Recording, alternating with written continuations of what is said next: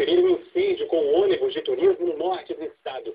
O ônibus pegou fogo no trajeto da BR-376. O ônibus havia saído de São Paulo levando 47 turistas com destino a Balneário Camboriú. O veículo ficou completamente destruído. Ninguém ficou ferido.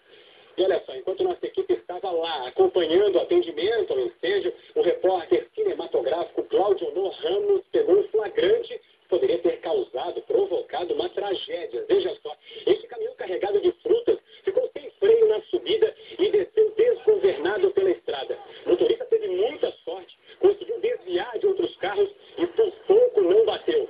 O condutor, depois desse malabarismo todo, conseguiu parar na canaleta do acostamento da pista.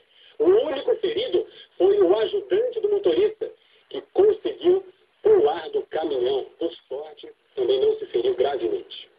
Vamos dar mais uma olhadinha, Rafael, nas imagens do caminhão que realmente impressionam, pode ser? Olha só como ele vem de ré e o motorista tenta o que pode desviar dos outros veículos que vêm logo atrás. E a quantidade de veículos subindo, como você bem ressaltou, né?